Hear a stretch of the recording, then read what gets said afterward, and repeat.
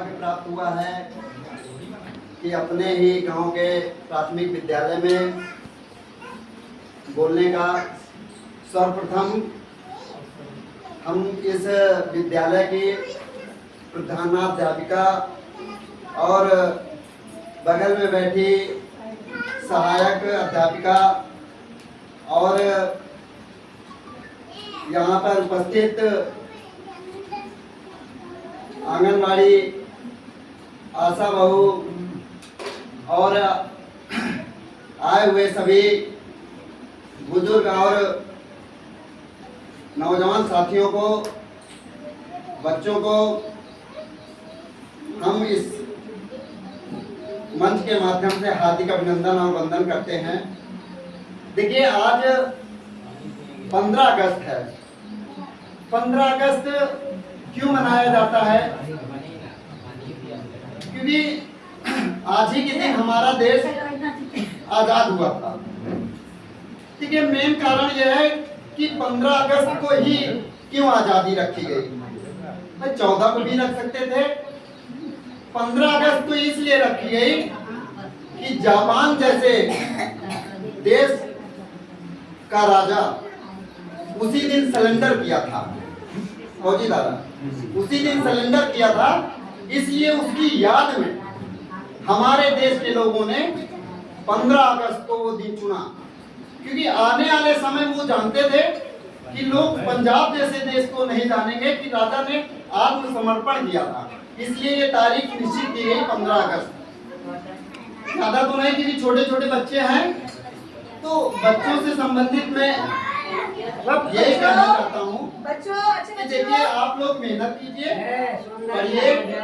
जैसा कि हमारे विद्यालय में शिक्षा से संबंधित हर जानकारी दी जाती है, शिक्षा बेहतर पाई जाती है। और मैं आपको बताना चाहता हूँ, प्रधान जी के माध्यम से मैंने सांसद जी को एक लेटर लिखा है, जो कि खेल कूद का मैदान अपने यहाँ नहीं है, तो मैंने सांसद जी को प्रधान जी के द्वारा भिजवाया है। मैंने अभी कल शाम को सांसद जी से बात किया और मैंने उनको पूरी बात बताई कि मेरे यहाँ से एक लेटर आया हुआ है। तो उन्होंने कहा हाँ, उन्होंने वो प्रक्रिया पूरी कर दी है और जल्दी पास हो जाएगा। बहुत पहले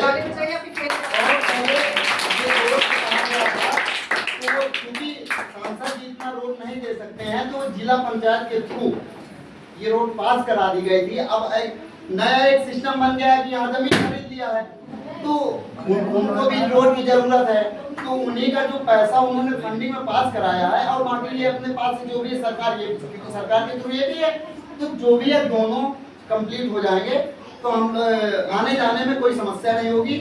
और देखिए, इससे संबंधित मैं एक बात बताना चाहता हूँ, आप लोग बैठे हैं, वो दौर था 1857 का, जब आप लोग सब लोग बावन इमली गए हुए हैं, शायद बच्चे नहीं गए हैं, छोटे छोटे हैं, काफी लोग गए होंगे। तो बावन इमली में जो जोधा सिंह अटाया जी की तस्वीर लगी है और उसमें 51 साथियों के नाम लिखे हैं, मैं उनको थोड़ा सा यहाँ बताना चाहता हूँ। हमारे विज्ञानोदय कार्यक्रम चल रहा है विद्यालय में, क्योंकि उसमें यही स्टेप बाय स्टेप आ रहा है। ठाकुर दरियाव सिंह, जोधा सिंह अटाया 1857 का वो दौर था। उस समय शाम को जो है खजुआ जा रहे थे, तो रास्ते में जनरल किस्टाई, अंग्रेजों के जो जनरल थे उनका नाम था किस्टाई।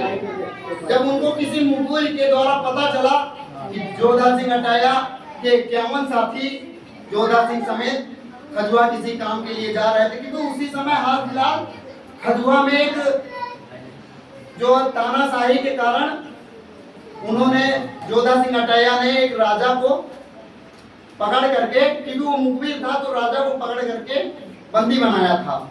तो अंग्रेजों को बात पता चली, तो अंग्रेजों ने उनको बंदी बना लिया।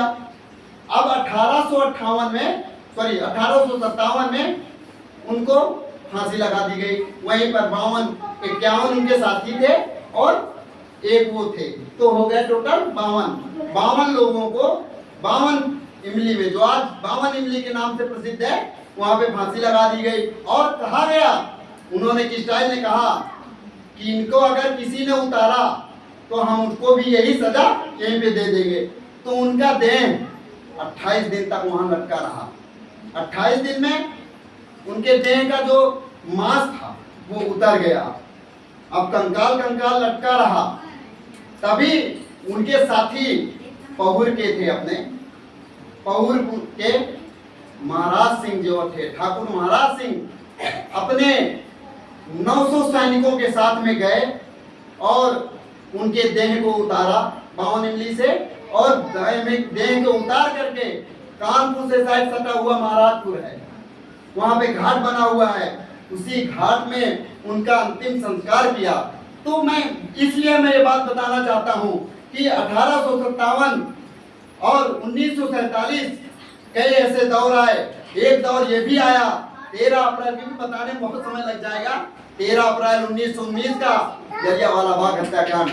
वहां पर तो इतना नरसंहार हुआ कि हमारे, क्योंकि उस समय ऐसा एक बिल पास हुआ था, जनरल डायर थे, उन्होंने एक ऐसा उनके थ्रू एक बिल पास हुआ था कि उस बिल में अगर किसी को शंका हो जाती थी तो उसको भी जेल में डाल दिया जाता था बिना FIR के, बिना FIR के उनको जेल में डाल करके उनको सजा भी दे दी जाती थी। तो इसका विरोध करने के लिए हमारे देश के लोग एकत्रित हुए। अच्छा, उस समय एक त्योहार भी पड़ रहा था, शायद रामनवमी का ऐसे कुछ त्योहार था, तो उसमें लोग वहाँ जलियांवाले बाग में, क्योंकि वो एकांत था और उस समय टीले था, अब तो वहाँ व्यवस्था हो गई है, तब कोई नहीं था, चारों तरफ से बाउंड्री थी और सांकड़े सांकड़े रास्ते थे। इतना रास्ता आज भी है, आज भी इतना एक ऐसा रास्ता था जहाँ पर लोग वहाँ पर जा सकते थे। तो जनरल डायर ने क्या किया था, वहाँ पर तोप वाली मशीन लगा दी कि लोग निकल न पाए, और जहाँ सकरे सकरे रास्ते थे वहाँ पर अपने सैनिक तैयार कर दिए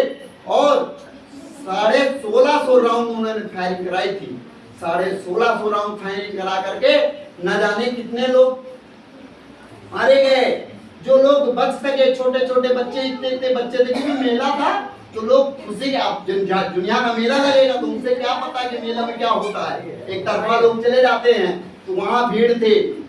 तो क्या हुआ, वहां पर अंधाधुंध फायरिंग करा दी गई, हमारे नौजवान बच्चे बुजुर्ग मारे गए। जो लोग भाग सके वो भाग करके वहीं पर एक सूखा कुआं था उस समय, वहां पर लोग कूद गए, बेड़ी पड़ी हुई है, जंजीरें पड़ी, वहां पर कुआं था, उस कुएं में लोग कूद गए, कूद करके सोचा हम अपनी जान बचा लेंगे। अब कुएं में कूदेंगे, जान नहीं बची पाएगी।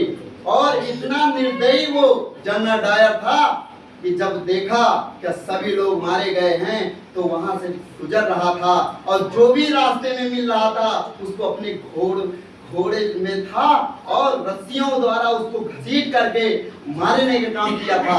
तो मैं इसलिए ये बताना चाहता हूं कि हमें आजादी जो मिली है वो किसी की वो नहीं है, जागीर नहीं है।